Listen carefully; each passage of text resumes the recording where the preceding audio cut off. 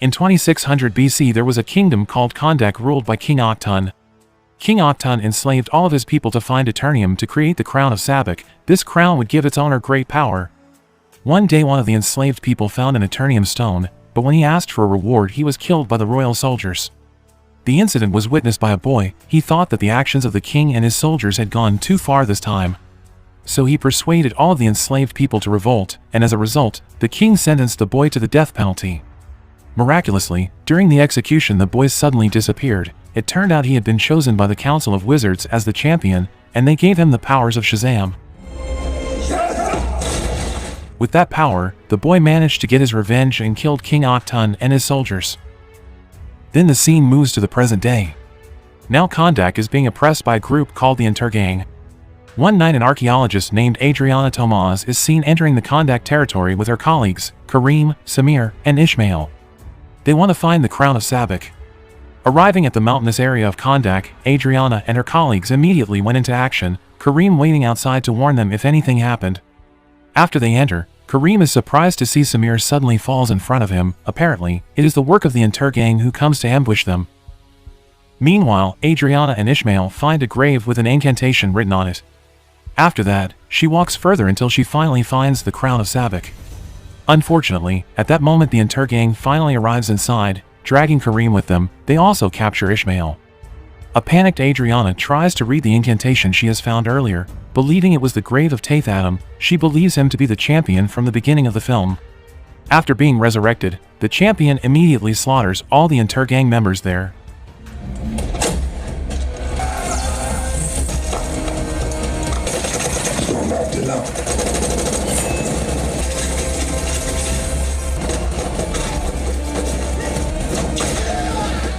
Adam is out of control, and Ishmael also becomes one of his victims. He is crushed by the mountain debris. Adriana and Karim, who are still alive, try to escape as soon as possible since they have found the Sabbac crown they are looking for. Outside the cave, Teth-Adam is ambushed by many Eternium members, but none of those bullets can hurt his body. Teth-Adam doesn't care, he slaughters them all without mercy. He has killed so many people to satisfy his desire to fight. There is only one thing that can hurt Adam's body, it's the Eternium weapon.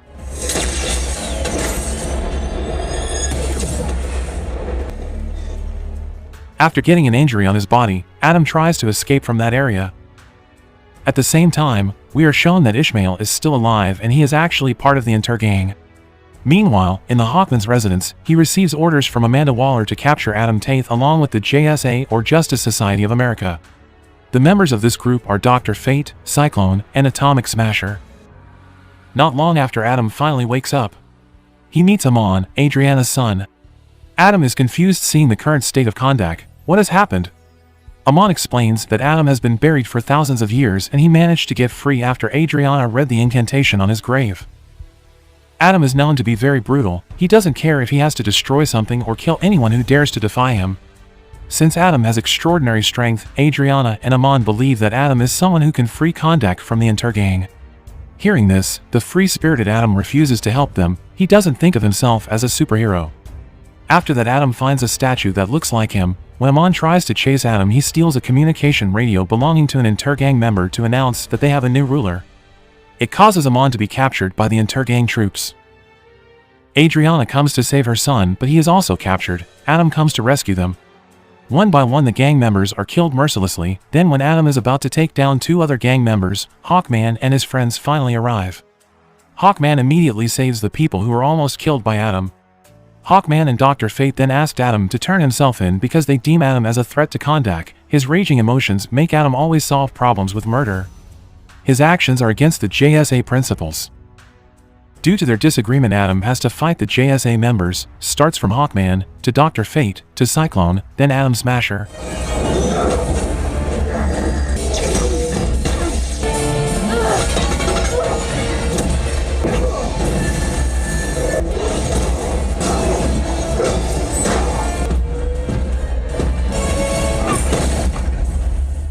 Even so, Adam is strong enough to face them all alone. Seeing this, the people of Kahndaq are very happy, because they finally find a superhero who is truly able to protect them. Even the JSA, who claim themselves to be an enforcer of justice, are still not enough to protect Kahndaq. After that, Adam travels to the mountains of Kahndaq. Dr. Fate and Hawkman then go visit Adriana to ask where the Sabac's crown is. There will be a disaster if that crown falls into the wrong hands. It turns out the crown is not with Adriana since Amon has taken it with him. Adriana then tells the JSA members if they should have joined Adam instead of trying to capture him. The scene then changes to show what has happened in the past. At that time, Adam used his power to slaughter the King Octon and his soldiers. Adam's actions angered the Council of Wizards since he had used his power to kill many people. The truth is, Teth-Adam was not buried, he was locked up by the wizards because of his actions. And now Adriana has freed Teth-Adam from the prison that has imprisoned him for thousands of years. Maybe this is the real reason why JSA wants to arrest Adam, because they are afraid what has happened in the past will repeat itself. When he arrives home, Amon is surprised to see Ishmael is already there and points a gun at him. Ishmael knows if Amon has the Sabac's crown with him, so he orders Amon to hand it to him. To protect Amon and the crown, Kareem tells Amon to leave immediately, but then he is shot by Ishmael. Amon then contacts his mother and tells her if he is hiding, because he is being chased by the gang members. Adriana begs Adam to save her son. Unfortunately, Adam is too late because Amon has been caught by Ishmael and he is being taken away somewhere. The JSA also help Adam in finding Amon. They search the Intergang vehicles one by one, but they can't find Amon. At the same time, Dr. Fate is trying to save Kareem, who is injured after being shot by Ishmael. Adam continues to chase the Intergang members to China. Unfortunately, he is tricked because these men don't have Ammon with them. They are gathering at Adriana's house. Hawkman comes with 2 Intergang members to interrogate them. Adam then takes those 2 to the sky with him. He threatens to drop them if they don't tell him where Amon is now. Adam's actions are very dangerous, but in the end, they manage to find out that Ishmael has taken Amon to the Intergang's headquarters in the middle of the desert. In that situation, Hawkman once again expressed his frustration with Adam's actions. He always acts as he pleases. As a result, the 2 of them get into a fight again with each other. In the middle of the fight, Adam suddenly finds the Sabac's crown hidden inside Amon's closet. They examine the crown and find something written there. It says only life can lead to death. They are all confused. What does that sentence mean? But one thing is for sure, Adriana tells them that they must do whatever it takes to save her son. Later, they finally arrive at the Intergang's headquarters. Ishmael immediately urges them to give up the Sabbac crown if they want Amon still alive. Hearing that Adriana has no choice, she gives the crown to Ishmael. It angers Adam, his outburst of anger causing chaos. The JSA members must work together to save Adriana and Amon. Thanks to Adam's anger, they can save Amon and take the Crown of Sabbac. They also manage to kill Ishmael. After that, Adam and Hawkman meet again on the throne of King Octon. Finally, Adam tells the truth. The person who was chosen by the Council of Wizards was his son, Huret, the boy we saw at the beginning of the film. After King Octon realized that Huret was invincible, he immediately sent his soldiers to execute Huret's parents, Adam and his wife. When Huret found his father was dying, he was willing to give his father the power of Shazam to save his life. Shazam. After the power was transferred, Huret was killed by the king's soldiers. An enraged Adam took revenge by slaughtering the King Octon and all his soldiers. Now Adam realizes that he is a threat to society, so he is willing to give up his power by chanting the Shazam spell. To make sure Adam can't use his powers again, the JSA takes him to an underwater military facility to be imprisoned. After sending Adam, Hawkman and the others return to Kahndaq. On the way to Kahndaq, Dr. Fate suddenly has a premonition. He sees that in the future that they will face a war and Hawkman will lose his life in this war. This confuses Dr. Fate because Adam, who they considered a threat, is now in prison, so who will start the war? Then Cyclone reads the inscription in the crown and realizes if the text they read earlier is inverted, now the inscription says, only death can lead to life. It turns out Ishmael deliberately provoked Adam to kill him. After that he will be resurrected and attain the power of the devil. Ishmael is reborn as the champion of the 6 demons of Sabbac. He fights the JSA members as revenge. Now the JSA members regret their decision to imprison Adam since now they are having a hard time fighting Sabbac. Sabbac goes to the palace to sit on his throne. When the JSA members want to enter the palace, they are suddenly blocked by a magic force field created by Dr. Fate. Apparently, this is the only way for Dr. Fate if he wants to change Hawkman's fate. He decides to sacrifice himself by fighting Sabbac alone. Some chaos.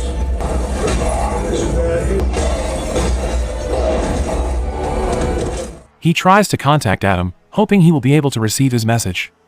Unexpectedly, Adam wakes up in the prison and tries to climb to the surface.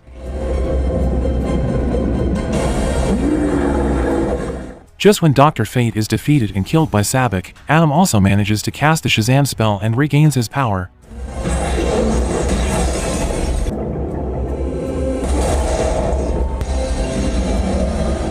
Soon Sabbac claims his throne and he also manages to attain more power.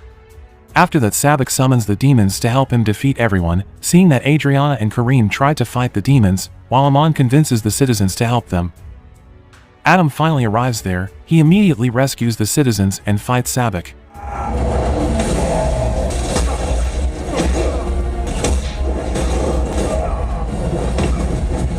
The duel between the two finally happens.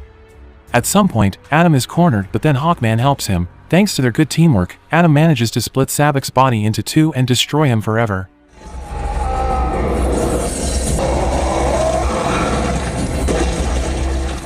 Adam and Hawkman's victory makes the citizens of Kahndaq cheer happily because they are finally free from Sabbac and the Intergangs. Adam is crowned as the protector and ruler of Kahndaq, and he changes his name to Black Adam. Then the film is finally finished. In the mid-credit scene, Amanda Waller warns Adam that Kahndaq will become a prison for him and Adam is prohibited from leaving Kahndaq territory. Shortly after that, Superman arrives and suggests to Adam that they should talk.